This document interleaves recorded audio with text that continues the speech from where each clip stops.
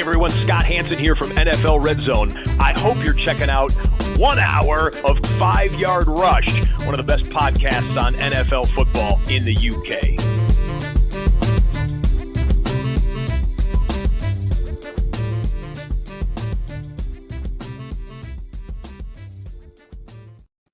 Yo, what's happening, Rush Nation? Here we are. We are back with another Start 'em and Sit 'em. Nice and early this week.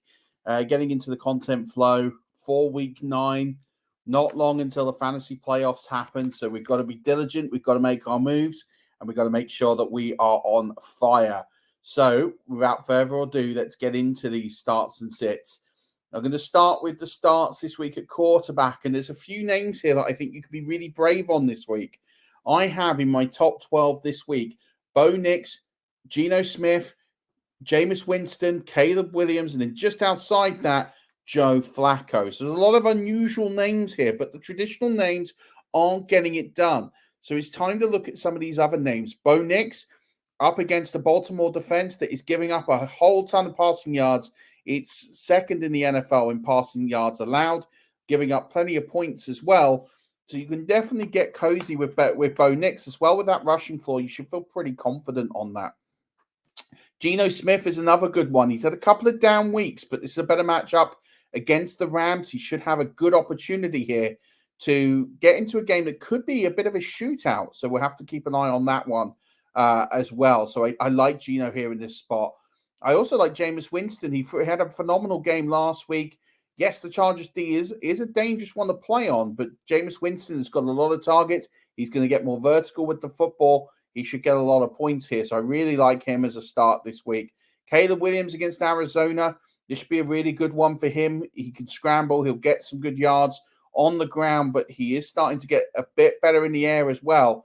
So I like him as a start this week as well. Joe Flacco has just been brought back into the team. We've seen what he can already do this season. He's got a lot of weapons to work with, and we can definitely see in a game against the Vikings, he can definitely get that ball down the field. It's a tricky defense, but I do fancy Flacco to be slinging it, especially if they get behind in this game. Moving on to my running back starts this week. I should do quarterback sits first. If we look at the quarterback sits this week, there's a few that, Dak Prescott, on the face of it, it looks like a really good matchup, okay? And Atlanta have got a weak passing attack.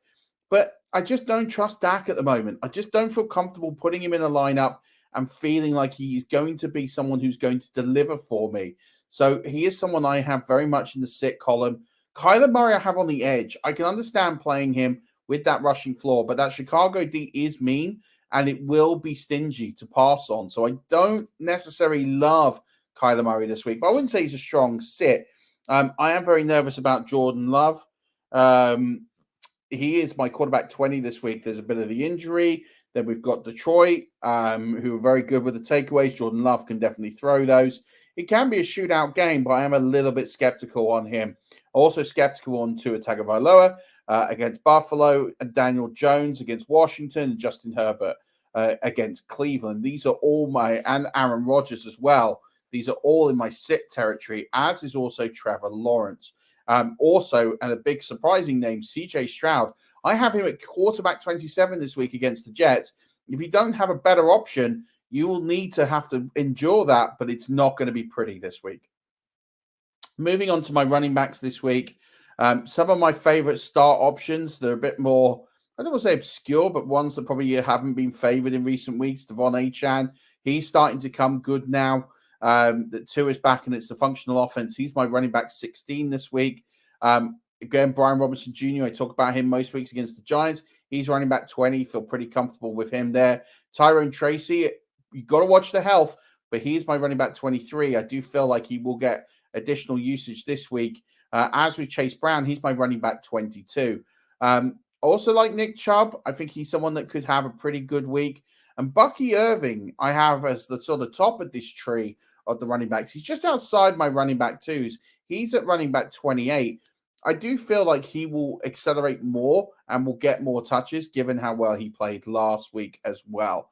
If I'm moving into the sit territory now, I just don't like what's going on in Jacksonville. Tank Bigsby seems to be usurping up, but then you have Travis Etienne, who has practiced but hasn't played. What's going on there?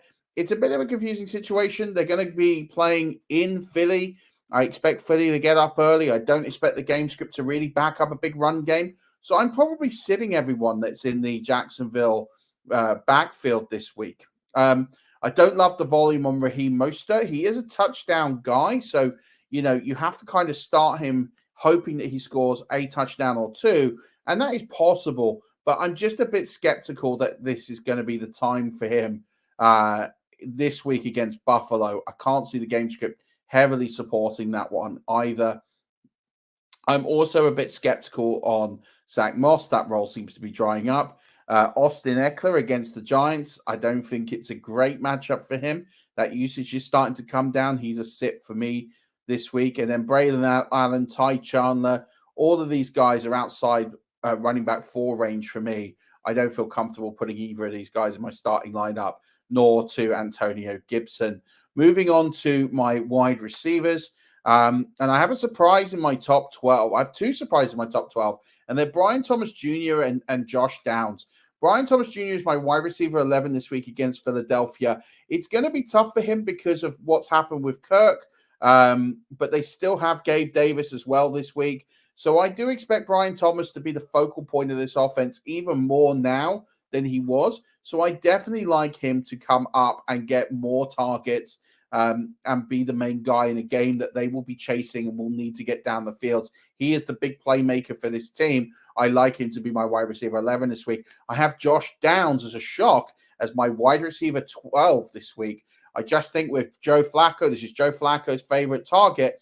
I feel pretty good about Josh Downs getting a lot of work on Sunday Night Football against the Minnesota Vikings. Again, a game you would expect them to trail and have to get vertical to get down the field, but they're going to have to get chunk plays. And that's where Josh Downs is really good at getting you those chunk plays. So I really like Josh Downs here this week a lot. I also have Terry McLaurin up there at wide receiver 13. Great matchup against the Giants. I fully expect him to take advantage of that. Tank Dell, going to be a tough one on Thursday Night Football because of the fact that he's not necessarily got a recognized target other than, say, John Mechie on the other side. But having said that, I do expect Tank Dell just to get there on volume. I think he's going to be a big focal point of this offense. I like Lab McConkey this week against Cleveland. I think it's a game that they could potentially be trailing. So I would expect Lab McConkey to come out and get some targets this week. He's my wide receiver 19. Michael Pittman should start to see a resurgence now. Anthony Richardson's been sent to the bench. He's my wide receiver 20. And also a good week for Calvin Ridley. He is my wide receiver 21 this week. I like Calvin Ridley for a volume perspective, and it's against New England. I think this is definitely a really good matchup for Calvin Ridley. If you've been holding him for quite a while, this should be a pretty good one for him. If you're looking for a pick of the Cleveland receivers, Cedric Tillman is the guy I would be going for. But I actually have all 3 Cleveland receivers in my top 36, as do I Jalen McMillan. I think he's going to come along. I think this will be a shootout game. I think Tampa Bay will need to use wide receivers more. If you want a sort of outside bet guy to get a good performance in, Trey Palmer.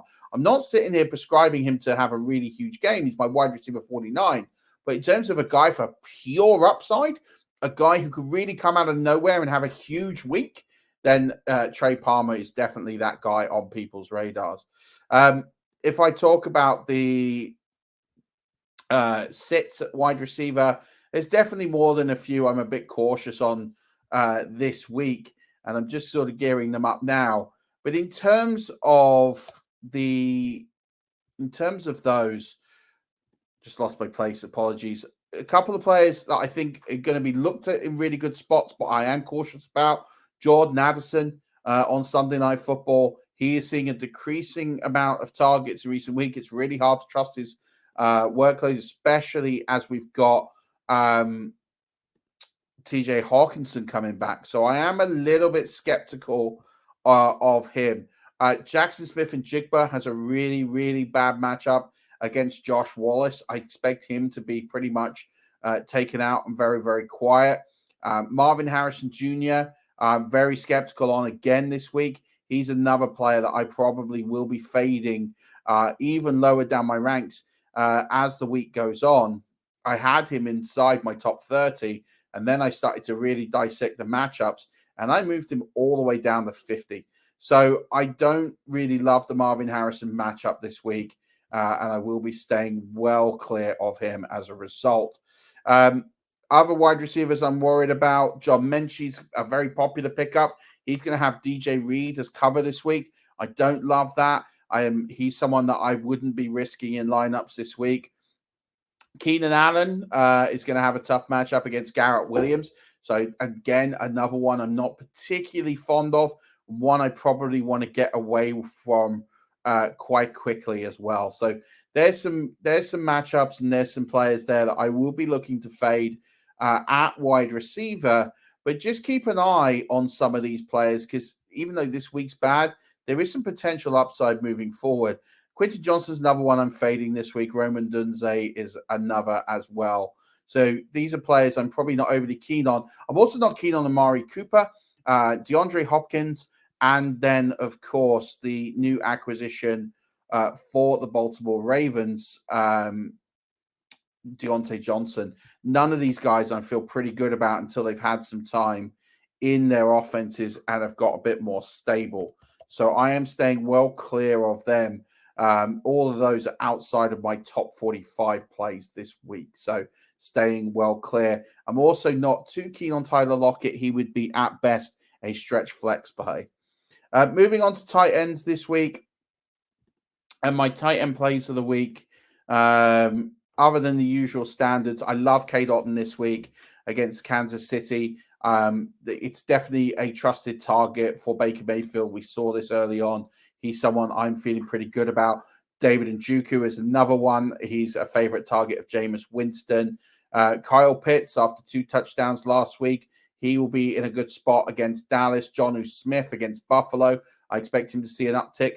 Same with Sam Laporta with no Jameson Williams. He saw an uptick last week. I really like him this week. And also Taysom Hill against Carolina. He is fit. He is healthy. I expect Taysom Hill to have a pretty decent week against Carolina.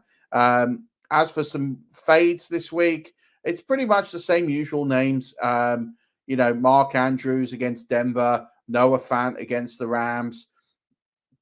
We're still not sure on the health of Dallas Goedert, so that's one to keep an eye on. Isaiah Likely has pretty much become an afterthought. I'm also fading TJ Hawkinson this week. It's his first week back. I expect him to get some targets, but I'm not too confident that he's going to walk straight into that wide receiver, tight end 1 role that we kind of know and love of him. So I'm just a bit cautious of him this week. Unless he's your only start, just be a little bit mindful that it might be a slightly lower start than normal for him. As for DSTs, if you're looking for some options here, the Saints, the Bengals, the Commanders, the Patriots, the Bears, and the Titans, all of those are really top options for me this week. The ones I'll definitely be fading on all accounts this week: the Buccaneers, the Cardinals, the Giants, the Jaguars, the Raiders, the Colts, the Panthers, the Dolphins. All of these are ones I'll be absolutely fading this week. And if you're needing to stream a kicker or two this week, you can look at Will Reichard. You can look at Chase McLaughlin. All of these are not too significantly owned. Same with Brandon McManus. Those are the 3. And yeah, just be careful of some of the bigger names this week who could fade hard. Blake Groupie is one this week I don't have particularly high. Jason Sanders is another one as well. Those are names. And Will Lutz, I don't expect this to be his best week either. That's going to do it for the starts and sits. Hope this has been useful as always. Please do like and subscribe. Please do give us a like, add some comments. Be really good to see some growth. But appreciate each and every one of you. Looking forward to dropping the Bible part 1 tomorrow. It will be a pre-record, but I will drop it for you nice and early so you can get straight ahead and preparing for those lineups. But don't forget, as Rush Nation, as always, keep rushing.